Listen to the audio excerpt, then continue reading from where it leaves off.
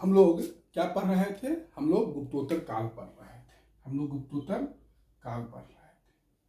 और गुप्तोत्तर काल में हम लोग पढ़ रहे थे बंगाल। क्योंकि हर्षवर्धन के बाद या हर्षवर्धन के गुप्त साम्राज्य के पतन के बाद भारत में कोई एकमात्र राजनीतिक एकता शक्ति नहीं रह गई थी, तो विभिन्न क्षेत्रों में विभिन्न शक्तियों का उदय हुआ। तो अभी हम लोग बंगाल की शक्ति के बारे में पढ़ रहे थे और हम लोगों ने पढ़ा बंगाल में पाल वंश का शासन था, है ना। देखिए, पाल वंश के समय में आप यह कह सकते हैं कि वज्रयान या महायान संप्रदाय काफी पराकाष्ठा पर था। महायान संप्रदाय बौद्ध धर्म का जो वज्रयान है, ये सब मैंने बताया था। वज्रयान इस समय बंगाल में काफी प्रसिद्ध था, बौद्ध धर्म का जो उप संप्रदाय है वज्रयान। दूसरा चीज यह हम कहना चाह रहे थे, पाल वंश के समय में संस्कृत भाषा का भी काफी विकास हुआ। पाल वंश के समय में संस्कृत भाषा का भी विकास हुआ और बांग्ला भाषा का भी विकास हुआ।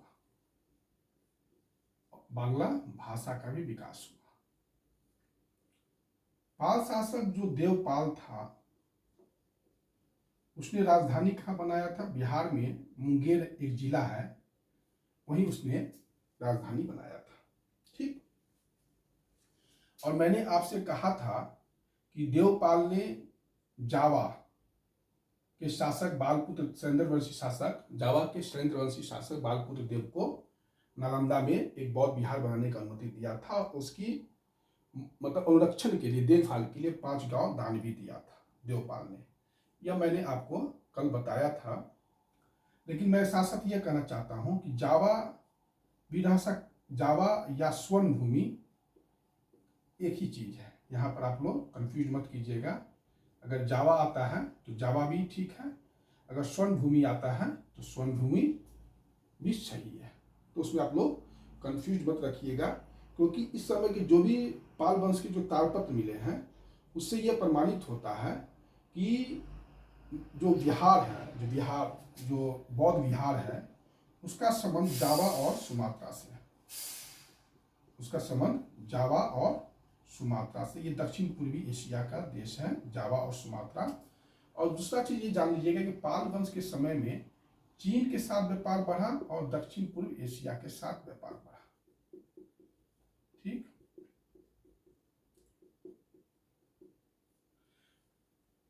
प्राचीन भारत में पाल वंश है, लेकिन पाल वंश के बाद यहां पर बंगाल में सेन वंश का स्थापना हुआ। बंगाल में किस वंश का स्थापना हुआ? सेन वंश का स्थापना हुआ। हम लोग सेन वंश के बारे में थोड़ा सा पढ़ लें।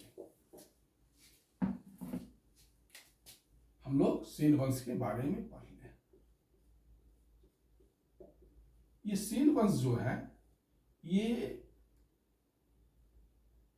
बंगाल में एक जगह है राढ़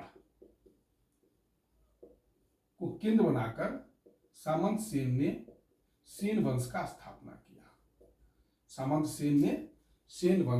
स्थापना किया।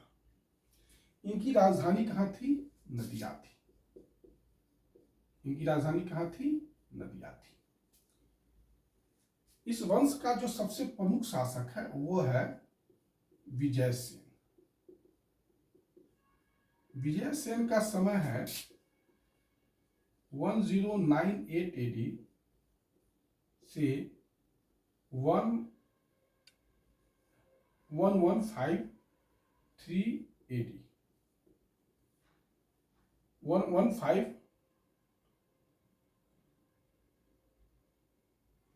1156 AD तक इनका समय था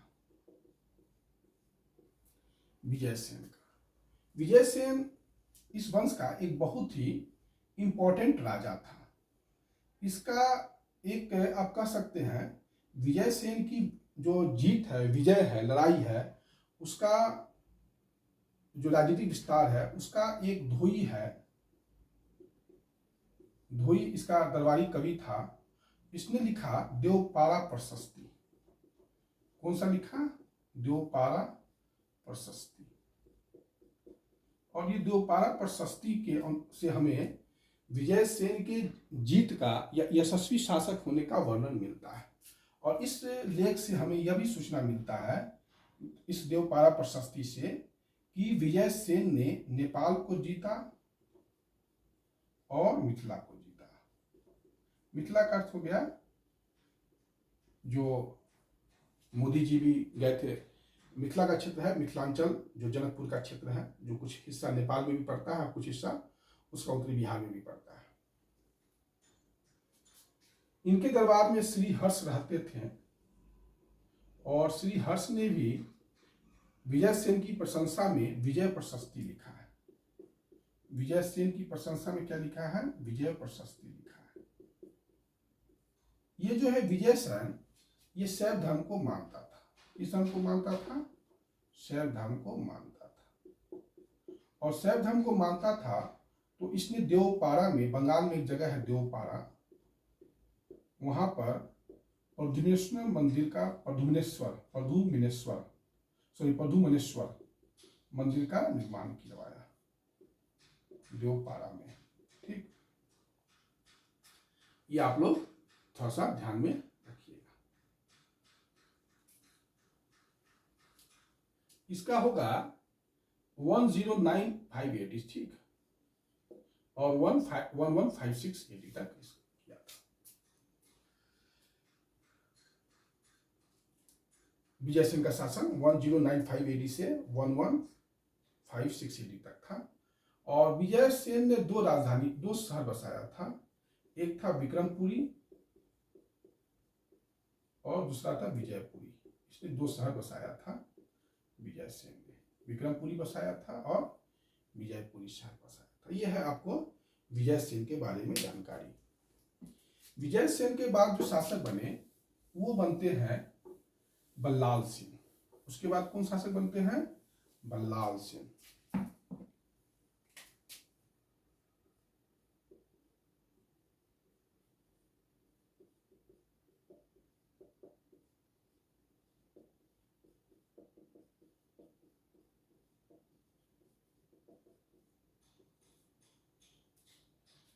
बल्लाल सेन ने बंगाल में जाति प्रथा की शुरुआत की और कुलीन प्रथा का शुरुआत किया। बंगाल में अगर कुलीन वाद को शुरू करने का श्रेय दिया जाता है तो वो बल्लाल सेन को ही दिया जाता है। बल्लाल सेन ने ही बंगाल में कुलीनवाद की शुरुआत की थी। ये कुलीनवाद का अर्थ है कि बल्लाल सेन चूंकि ब्राह्मण धर्म को ब्राह्मण थे, तो वो पूरे भारत के ब्राह्मणों को कहा कि आइए आप बंगाल में बसिए और एक तरह से लैंड ग्रांट लीजिए, भूमि दान लीजिए और वहां पर जो है ब्राह्मणवादी प्रथा को स्थापित कीजिए। कुलीनवाद कुछ इसी प्रकार का था, है ना। बल्लाल सेन ने कुछ उपाधि लिया था, जैसे कि निशंक शंकर, महाराजा धीराज,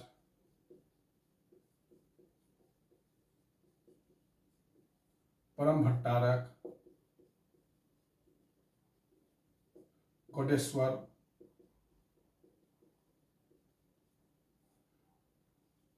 परम महेश्वर,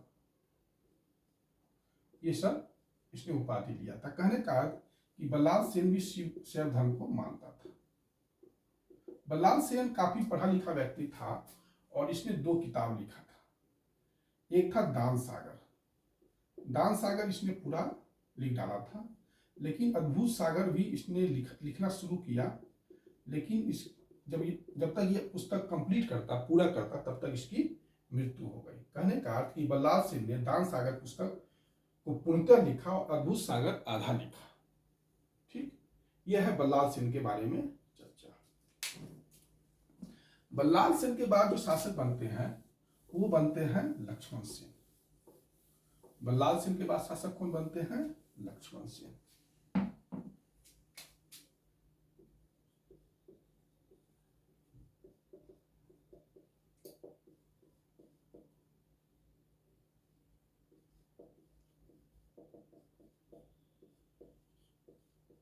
1178 ईडी से 1205 ईडी तक इसने शासन किया था।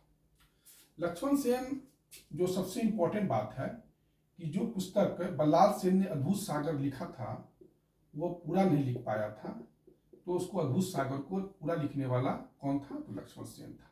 बल्लाल सेन ने आधा लिखा, फिर उसके पुत्र लक्ष्मण सेन ने उसको उस पुस्तक अद्भुत सागर को पूरा कर दिया। लक्ष्मण सेन ने राजधानी जो है लक्ष्मण, एक शहर बसाया लक्ष्मणवती, और राजधानी जो पहले नदिया थी उसको लक्ष्मणवती या लखनऊती लाया। यही शहर लक्ष्मणवती ही बाद में लखनऊती शहर हो गया। ठीक। इसने गढ़वाल शासक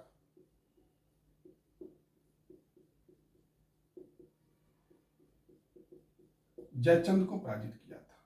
इसने गढ़वाल शासक जयचंद को पराजित किया था।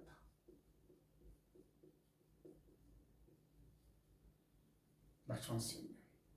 लक्ष्मण सेन के समय में 1202 एडी में तुर्क आक्रमणकारी था मोहम्मद बिन बख्तियार खिलजी। मोहम्मद बिन बख्तियार खिलजी, इसने क्या किया? लक्ष्मण सेन की राजधानी लखनऊती पर जो है हमला कर दिया और उसको कब्जा में कर लिया। तो परिणाम स्वरूप जो है लक्ष्मण सेन को राजधानी छोड़कर भागना पड़ा, लेकिन वह 1205 ईडी तक शासन करता रहा। लक्ष्मण सेन के दरबार में 3 विद्वान रहते थे। एक थे आपको धोई। धोई ने एक पुस्तक लिखा था पवन दूत। उसके बाद जो इंपॉर्टेंट किताब है वह है हलायुद्ध ने लिखा। हलायुद्ध ने लिखा ब्राह्मण सर्वस्व। हलायुद्ध ने कौन सा किताब लिखा? ब्राह्मण सर्वस्व। लक्ष्मण सेन ने के समय में एक जो सबसे इंपॉर्टेंट थे, उनका नाम थोड़ा सा ध्यान में नहीं आ रहा है, संस्कृत में लिखा था उन्होंने ग्रंथ, खैर जो भी होगा, मैं थोड़ा सा माइंड से मिस हो गया है तो मैं उसको बता दूंगा। वही सबसे इंपॉर्टेंट वही पुस्तक है, कभी कभी हो जाता है ना। तो ये लक्ष्मण सेन, ये जो है सेन वंश के बारे में जानकारी है।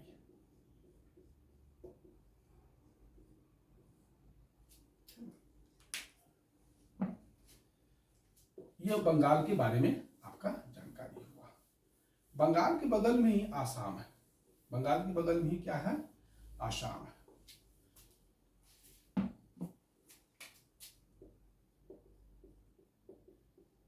आसाम में 4वीं शताब्दी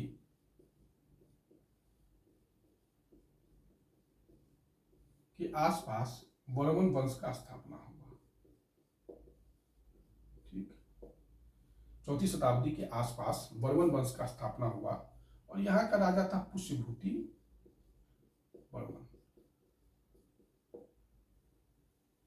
आसाम में हमें एक सूचना मिलता है कि डवाक जो है नौगांव, जो आसाम का नौगांव का इलाका है उसको हम लोग डवाक कहते हैं। और एक है आपका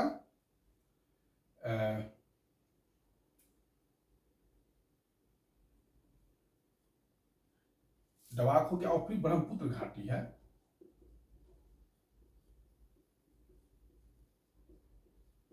ब्रह्मपुत्र जो घाटी है वह 2 क्षेत्र वहां पर इंपॉर्टेंट है।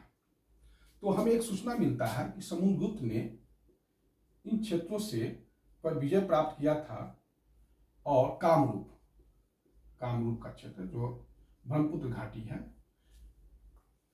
आसाम में 2 क्षेत्र है। कामरूप का जो घाटी है,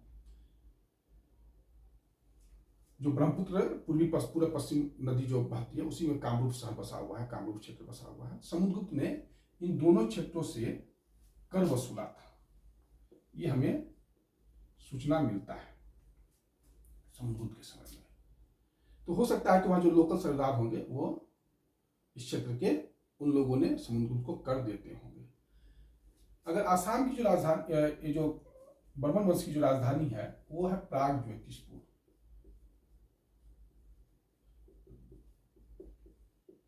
इस प्राग ज्योतिषपुर से, ये गुवाहाटी का पुराना नाम अगर कोई है तो वो प्राग ज्योतिषपुर ही है।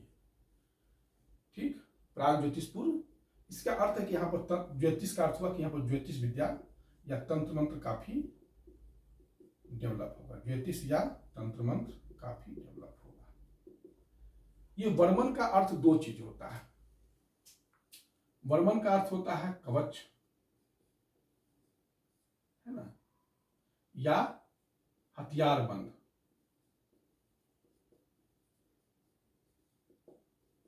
हथियार बंद मतलब कहने का अर्थ कहीं ना कहीं जो वर्मन वंश थे ये योद्धा जाति के थे। ये किस जाति के थे? योद्धा जाति के थे।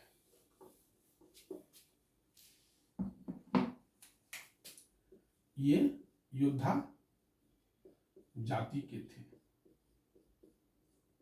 मतलब कहने का क्षत्रिय थे। मनु ने क्षत्रियों को वर्मन का उपाधि दिया है, ऐसी बात नहीं है। मनु ने क्षत्रियों को वर्मन का उपाधि दिया है।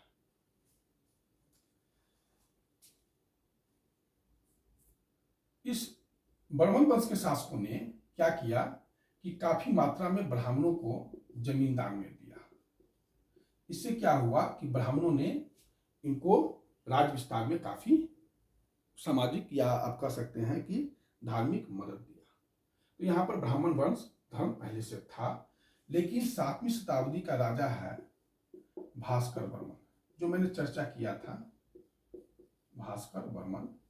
ये भास्कर वर्मन जो है, ये चीनी जो बौद्ध यात्री ह्वेनसांग आया था, वह हंसबेग के जो भास्कर वर्मन का जो दूत था हंसबेग, उसके बुलावा पर ह्वेनसांग भास्कर वर्मन से मिलने आसाम गया था। और कहीं ना कहीं 7वीं शताब्दी में यहाँ बौद्ध धर्म आसाम में प्रवेश कर गया। बौद्ध धर्म आसाम में प्रवेश कर गया। तो यह है आपका आसाम के बारे में सूचना। ये दो जो है आपका सीमांत प्रदेश आसाम कह सकते हैं, भारत का है। तो ये सूचना आपका है। इस तरीके से आज का क्लास समाप्त हुआ।